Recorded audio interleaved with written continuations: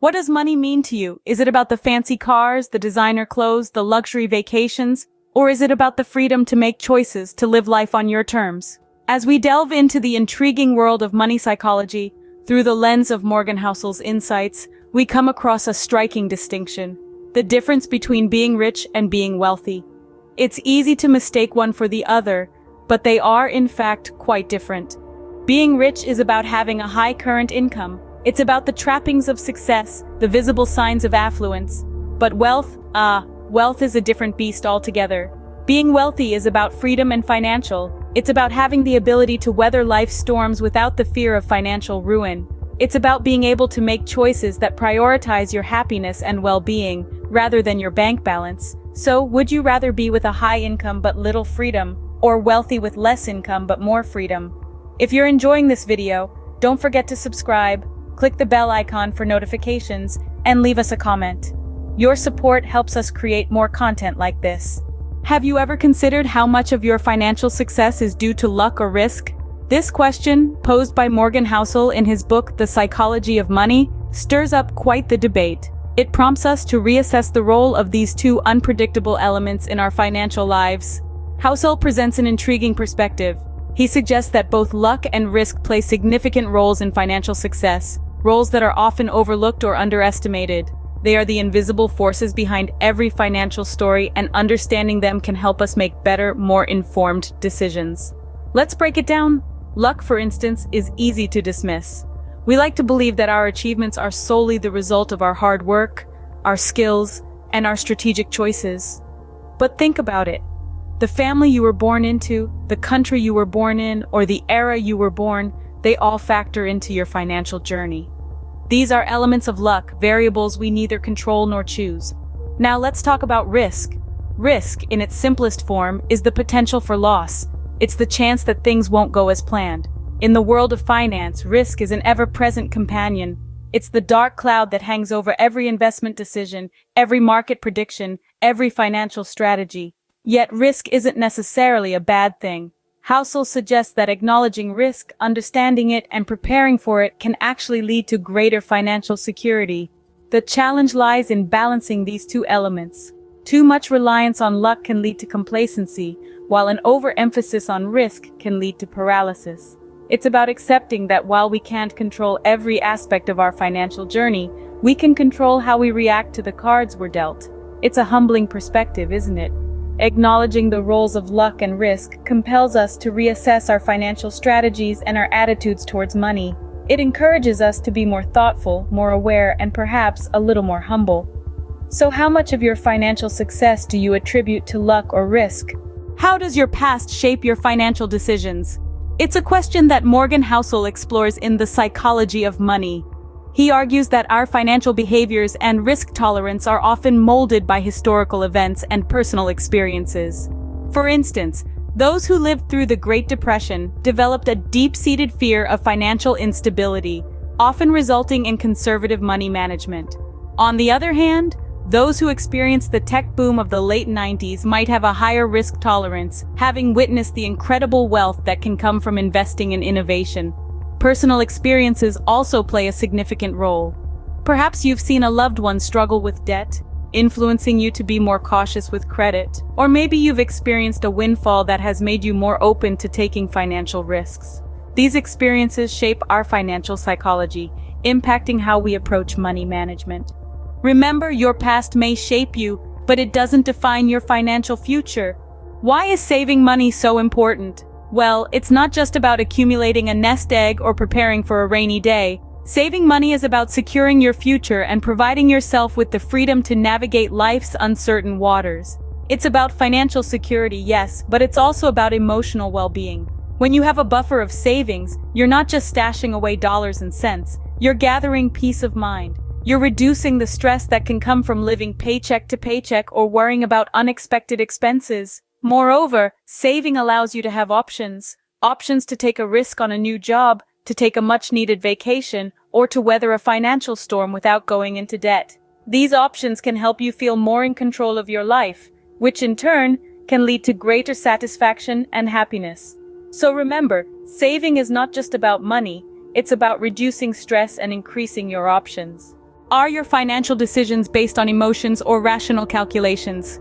This question is a cornerstone in Morgan Housel's exploration of the psychology of money. Housel points out a fascinating paradox. When it comes to finances, we often allow our emotions to guide us, even though money itself is a mathematical entity, devoid of feelings.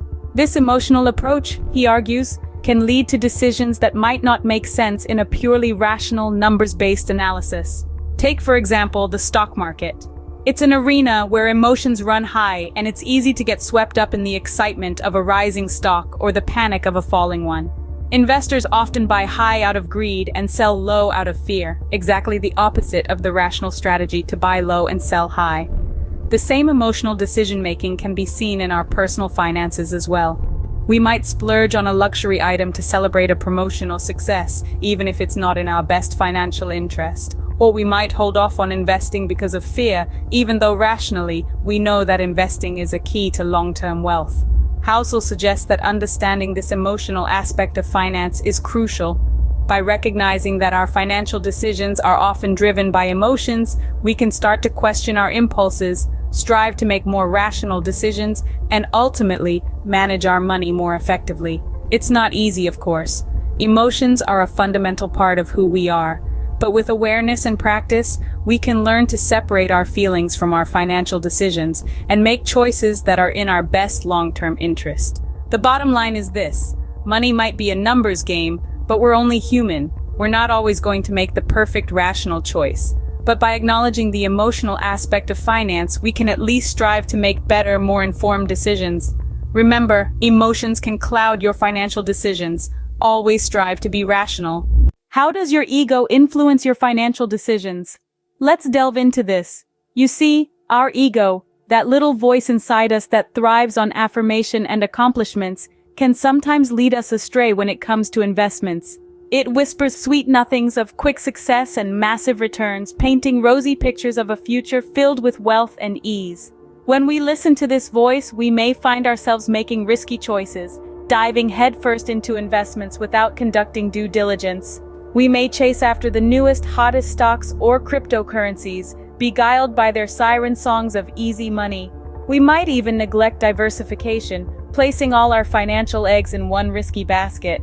But here's the thing: the financial world is not a get-rich-quick scheme. It's a marathon, not a sprint. Quick success is often an illusion, a bubble that can burst at any moment. And when it does, we're left with nothing but regrets and a depleted bank account. So it's crucial to keep our ego in check. It's essential to understand that sound investment strategies are built on research, patience, and a long-term outlook. They're not about impressing others with flashy wins, but about steadily building wealth over time. Remember, the tortoise won the race, not the hare. Slow and steady wins the financial race. So keep your ego in check. Don't let it drive your financial decisions. Do you think building wealth is a quick process? If you do, it might be time to change your perspective. In The Psychology of Money, Morgan Housel emphasizes that wealth building is, in fact, a slow process. It requires not just time, but also patience and discipline. Let's compare it to cultivating a garden. You can't just plant a seed and expect a full-grown tree the next day. It takes time for the seed to germinate, sprout, and grow. Similarly, wealth doesn't grow overnight. It requires consistent nurturing, careful planning, and most importantly, discipline in your financial habits. Housel points out that patience is a virtue that's often overlooked in the world of finance.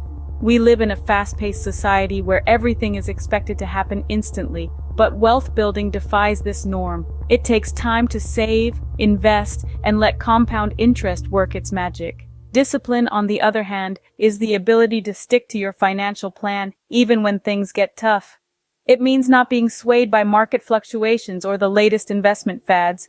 It's about making wise financial decisions that align with your long-term goals. Housel reminds us that wealth building isn't about getting rich quick. It's about ensuring financial security and freedom for yourself and your loved ones. So the next time you're tempted to take a financial shortcut, think again. Remember, wealth building is a marathon, not a sprint.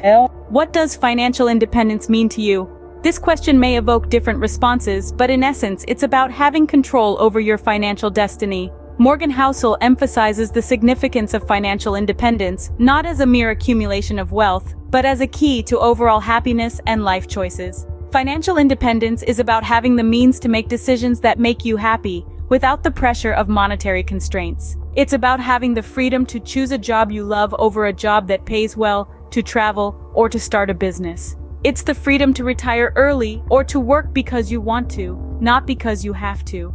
Housel underscores the idea that financial independence is not a destination, but a journey. It's not about reaching a certain amount in your bank account, but about building a lifestyle that aligns with your values, goals, and dreams. It's about cultivating habits and making decisions that sustain your financial health over time.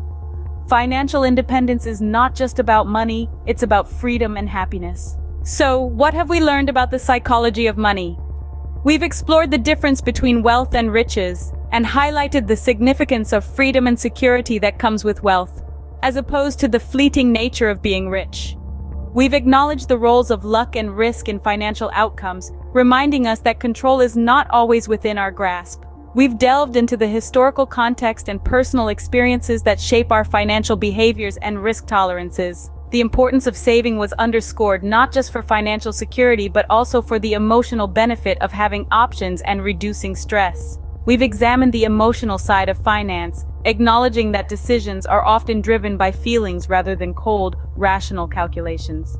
We've discussed the impact of ego and how the chase for quick success can lead to risky choices.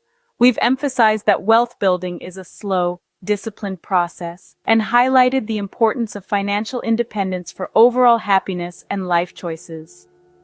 Remember, understanding your behavior and beliefs about money is the first step to financial success.